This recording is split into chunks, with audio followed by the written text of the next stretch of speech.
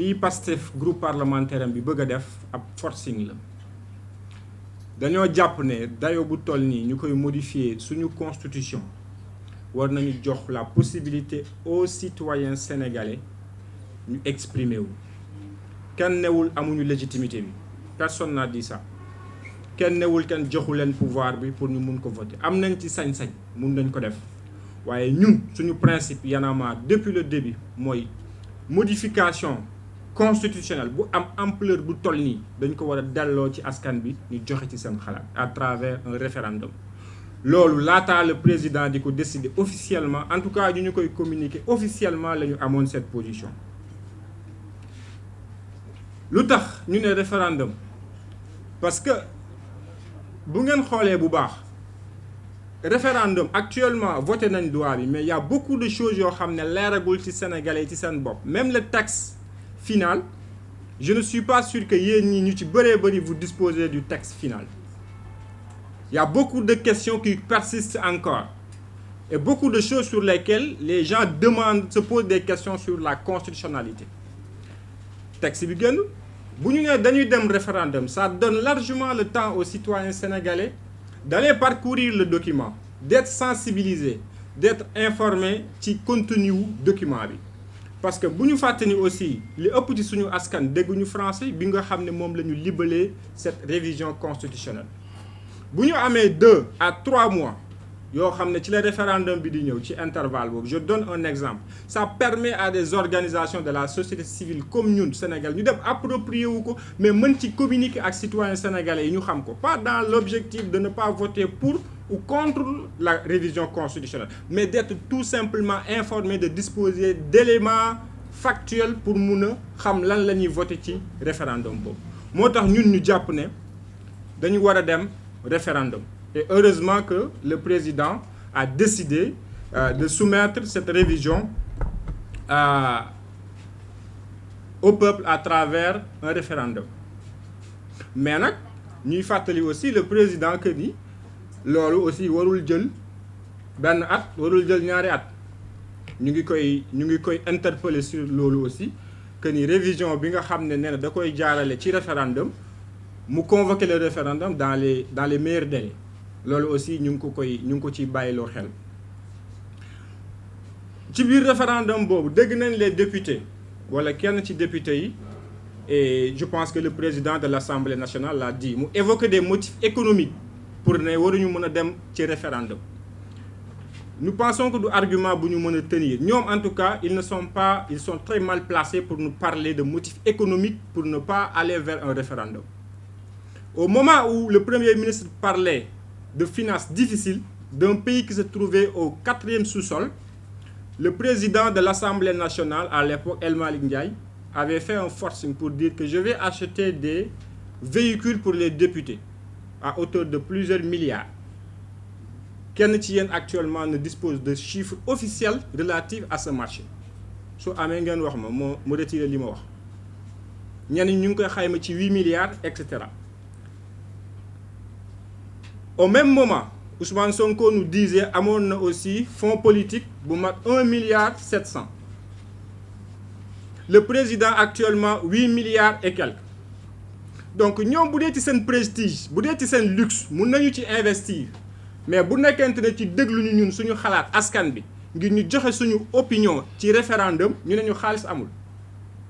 y a problème. Référendum 2016 bi ñu organisé woon. Le budget initial dépassé wul 4 milliards 4 milliards sax dama yokk marge les chiffres mun nañ ko xool le budget initial de 2016 le référendum ñoom seen oto yi nit ñi ñu ngi wax ne àgg na ba 8 milliards faites le calcul ñoom encore une fois bu dee ci seen prestige seen luxe mun nañu investir ci seen bopp ci 100 et quelques députés waaye pour déglu askan bi ñu ne déedéet kenn du ci investir xaalis di indi ay motifs économiques beneen motif bi nga xam ne dañ koy avancer aussi nga xam ne ku mel ni député Amadou Ba bi nga xam ne moom saa yu dugalee loi ñu delloo ko moom mu ngi waxu faible taux de participation ci référendum pour disqualifier le référendum ñu fàttali ko de 2021 à 2024 élection yi ñu fi organisé yëpp muy présidentielle ak législative nga xam ne mooy ëpp taux de participation benn candidat mosul gagné une élection ci élection yooyu ba am des voix yoo xam ne mbat na 3 millions mosul am référendum bi nga xam ne moom mooy 2016 bu mujj bi ñu permettre ñu am cette constitution li mu am ci ay voix c'est 1 million et quelques Macky Sall moo mës a am plus de 2,5 millions de voix mësul àgg 2 millions 800 de voix pour vous dire que waxu taux de participation des populations ci référendum ça ne tient pas la route. Actuellement le groupe parlementaire de PASTEF bi nga xam ne moo nekk voté cette loi ñu ngi leen fale ci 1,8 million et quelques voix 900 et quelques voix matul sax 2 millions ci 7 millions inscrits sur les listes électorales c'est-à-dire même pas 27% des 7 millions ñoo leen fal donc ñooñu mën nañu waxu chiffre ça c'est aussi un argument boo xam ne ça ne tient pas la route. Et ci biir li nga xam ne aussi démb feeñ na ci li nga xam ne mooy bi ñuy voter la constitution la révision bi ñu koy adopté en tout cas feeñ na mooy am na des amendements yu ñu waxoon te loolu aussi dafay delloo si ci li tax ñu war a dem ci référendum pour disposer de temps pour xool exactement le contenu. Nee nañu le président dafa bañ déclaration de patrimoine buy génn démb dégg nañ ci gémmiñu ministre de la justice mu ne effectivement le président bañu ko au contraire dafa bëgg ñu ubbi ko et même il a parlé de publicité ça veut dire ñëpp mën ci am accès parce que ñu bëri fii yaakaaru mën ne déclaration de patrimoine Ousmane Sonko xam nañ ñaata la et pour man sur le principe loolu mooy dëgg ñu mën a xam président assemblée nationale président de la république seen déclaration de patrimoine à l'entrée ñaata lañ am au moins Bassirou Diomaye Faye leer nañu ne bi muy dugg il est pas millionnaire ñun ñëpp gis nañ ko kenn xamul Ousmane Sonko actuellement combien il dispose de patrimoine donc là aussi c'est un point qui a été évoqué génn yëkkati nañ levé nañ équivoque boobu mais nag am nañu njàqare quand bi ñu déggee ne le président quand même a amendé benn ci point yi mooy que ni bëggatul moom loi bi nga xam ne da koy tënk mu bañ a nekk chef de parti ak chef de coalition en tout cas nous ça nous préoccupe en tant que mouvement citoyen parce que lu ñu yàgg a wax la yàgg ko xeex te gëm ni un président bu décider démissionner ci poste de secrétaire général pour être au-dessus de la mêlée warul am problème mu démissionner bañ a nekk chef de parti wala chef de coalition parce que en réalité nekk chef de parti ak chef de coalition amul benn différence donc loolu aussi rafetlu wuñu ko ci amendement yi nga xamante ne bi président de la république def na ko jëmale ko ci li nga xam ne mooy révision bi loolu laa bëggoon a am lu ñu lay Y'en a marre doon bëgg a leeral jëmale ko ci révision constitutionnelle bi nga xam ne def nañ ko je pense que ñi ñuy waxal ce sont des sénégalais dégg nañu ay wolof moo gën a accessible ci ñoom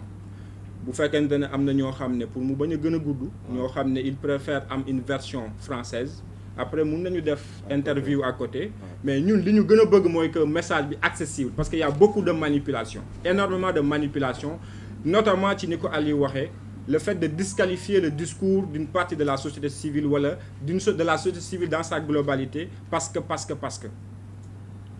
Malal Talla mi ci sama wet ñaari jabar la am nga baal ma grand ci lu may wax ñaata jabar nga am. ma siiwal. jabar yi mu am ay jigéen lañ duñu góor Aliou Sané jabar am na ko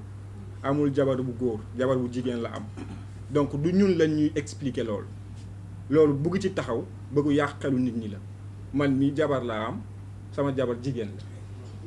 la donc pour man am na yi nga xamante ne bi ay waxu kaccaw la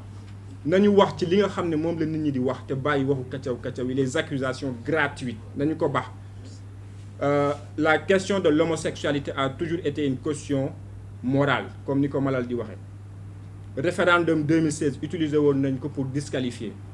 régime bu ñëw utiliser ko contre la société civile parce que xam nañ ne notre société est très frileuse sur la question j'espère que après mise en point yi Aliou def vraiment que cette question sera pour désormais dootuñu ko indeeti di ko ove ko en tout cas jëmale ko ci Y'en a marre parce que c'est clair net et très clair donc beneen partie bi damay bàyyi Aliou mu ñëwaat.